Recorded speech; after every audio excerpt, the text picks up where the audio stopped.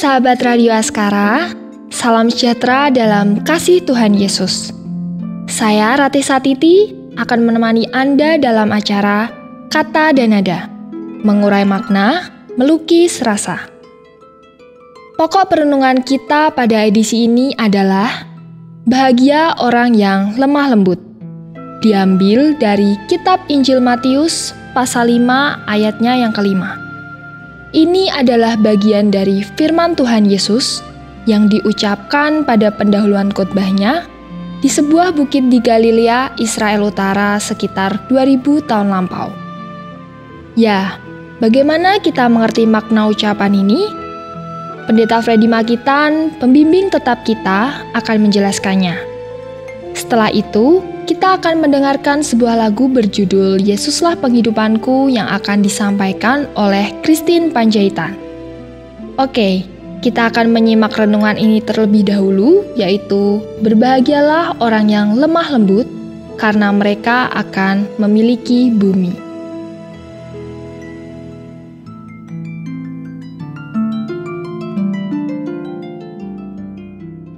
Kawan, ucapan berbahagialah orang yang lemah lembut ini disampaikan Yesus dalam khotbahnya kepada banyak orang di atas sebuah bukit di Galilea, Israel. Ini diucapkan Yesus dalam bagian pendahuluan dari tema besar khotbah Yesus di bukit, yaitu tentang kerajaan Allah. Kerajaan Allah memang sudah ada di bumi ini melalui dan di dalam kehidupan Yesus sendiri. Keseluruhan ucapan bahagia oleh Yesus terdapat dalam kitab Injil Matius pasal 5 ayat 1 sampai 12. Yesus mengatakan, "Berbahagialah orang yang lemah lembut, karena mereka akan memiliki bumi." Nah, ini yang akan kita coba renungkan. Oke, kawan. Saya kira sikap lemah lembut ini sebenarnya tidak terlalu sulit untuk dimengerti. Misalnya bagaimana perasaan kita kalau diri kita diperlakukan dengan lemah lembut oleh orang lain, atau sebaliknya kalau kita sendiri memperlakukan orang lain dengan lemah lembut. Dan kalau kita membayangkan perilaku atau aksi kelemah lembutan seseorang dalam cara hidup yang praktis, maka mungkin kita akan mendeskripsikan begini. Ini hanya sebagai contoh ya. Saya telah membuatnya terantuk dan hampir jatuh. Tapi secara reflektif, sambil meminta maaf, saya mencoba menolongnya agar dia tidak sampai benar-benar jatuh. Lalu dia memandang saya dan membalasnya dengan senyum serta berkata, "Tidak apa-apa." Dan sekali lagi saya memohon maaf kepadanya. Lalu contoh lain seperti ini. Orang itu memungut dan mengembalikan bolpoin saya yang jatuh di lantai tanpa saya sadari. Dan sambil tersenyum saya langsung mengucapkan, "Oh, terima kasih Bapak." Nah, kedua contoh ini mungkin sedikit banyak dapat menjelaskan tentang kelemah lembutan pada salah satu aspek kehidupan. Tentu saja ada banyak contoh perlakuan manusia terhadap sesamanya yang menunjukkan adanya kelemah lembutan atau hubungan yang baik di antara sesama manusia.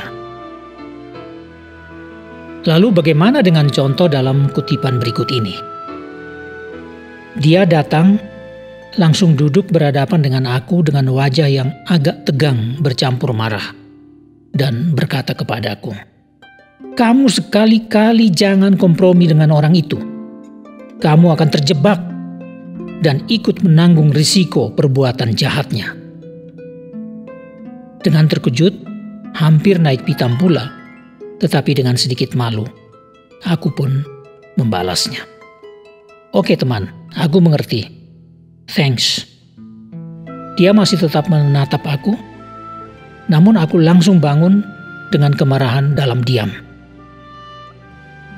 Nah, barangkali apa yang terjadi pada dua orang yang berteman ini juga menunjukkan kelemah lembutan, walaupun bercampur marah dan ketegasan namun untuk tujuan yang baik. Kamus Besar Bahasa Indonesia mengartikan lemah lembut sebagai baik hati, peramah, dan tidak pemarah. Maka saya coba mengerti di sini bahwa kelemah lembutan memang sering tampil dalam kesopanan, keramahan, dan kesediaan melakukan yang baik atau yang terbaik bagi sesama tanpa pandang bulu. Tetapi kelemah lembutan memang bukan anti kemarahan, bukan anti ketegasan untuk bertindak atas kejahatan atau untuk mencegah kejahatan. Karena ada kemarahan dan ketegasan yang suci dan tulus dari hati nurani yang murni. Ada kemarahan atau ketegasan dengan penuh rasa tanggung jawab moral untuk kepentingan orang lain, kepentingan seseorang atau banyak orang. Maka saya yakin bahwa kelemah lembutan dalam pengertian seperti inilah yang dimaksudkan Yesus. Orang yang lemah lembut seperti ini yang akan berbahagia.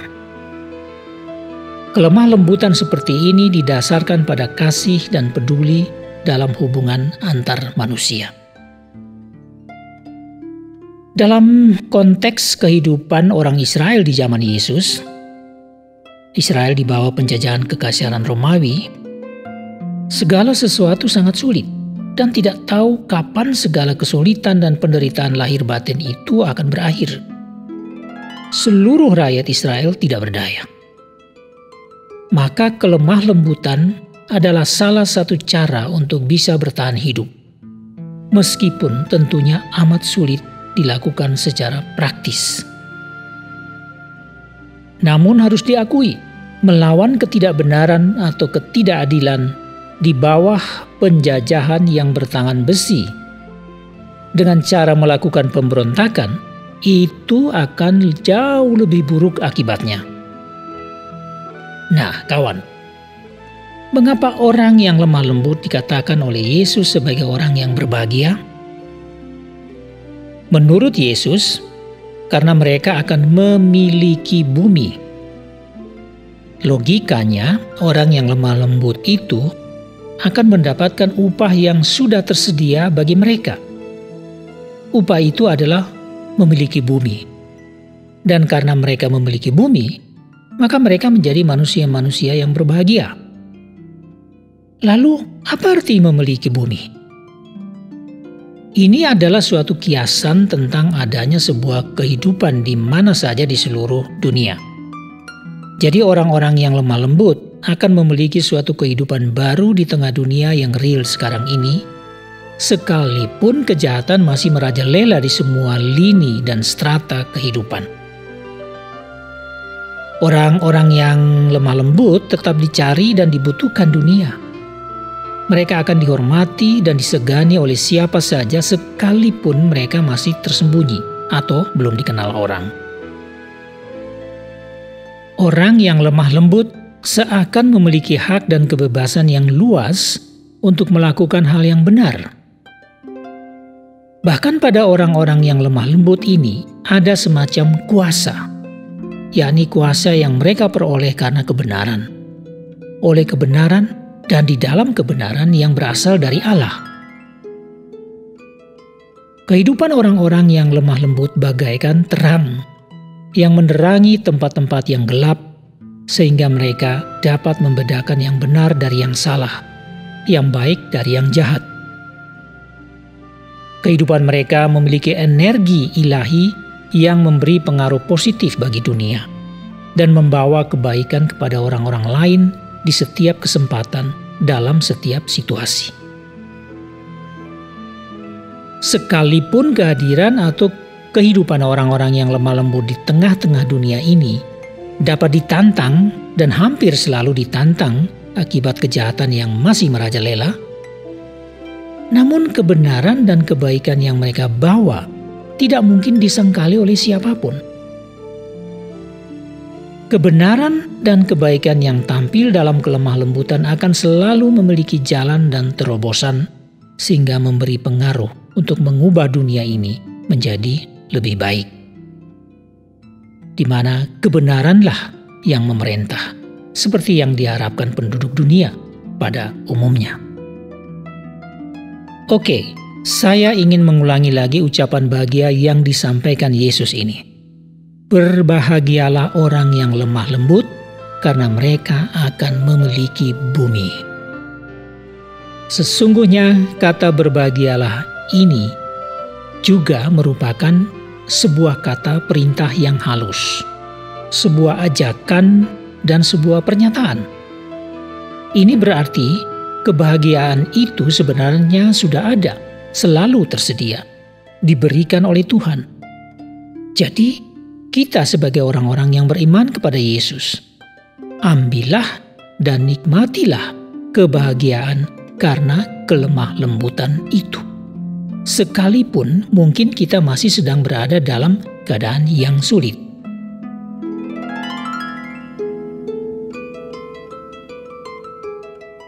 Ya, berbahagialah orang yang lemah lembut, karena mereka akan memiliki bumi. Demikianlah firman Tuhan yang diambil dari Matius pasal 5 ayatnya yang ke-5. Karena itu, datanglah kepada Yesus dan ikutlah Dia. Terimalah pertolongan dan kekuatan dari Tuhan dalam waktu Tuhan sendiri. Oke, sahabat. Segera saya hidangkan sebuah lagu rohani yang segar dan indah untuk Anda, yaitu Yesuslah Penghidupanku, yang akan disampaikan oleh Christine Panjaitan. Terima kasih banyak atas perhatian Anda, dan akhirnya saya Rati Satiti harus undur diri untuk berjumpa lagi dalam acara yang sama, Kata dan Nada. Tuhan memberkati Anda. Yesuslah penghidupanku dan sumber kekuatanku. Dia saja kerinduanku buat selama-lamanya. Yang ku puji, haleluya, Engkau juru selamatku. Ku mau tetap dalam Tuhan sampai selama-lamanya.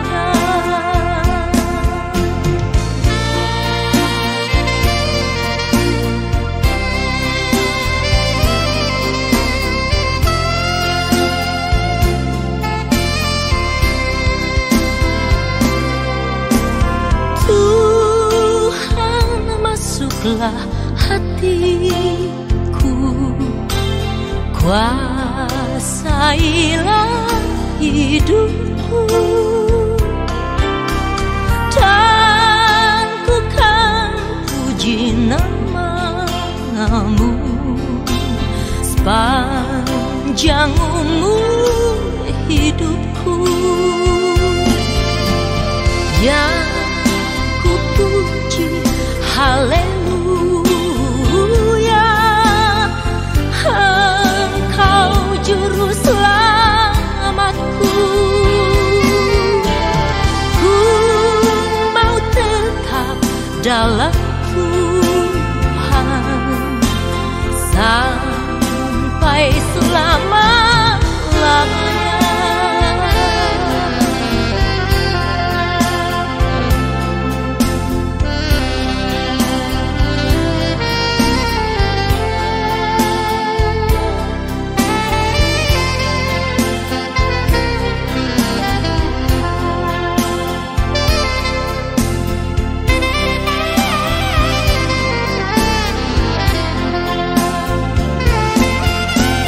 Yang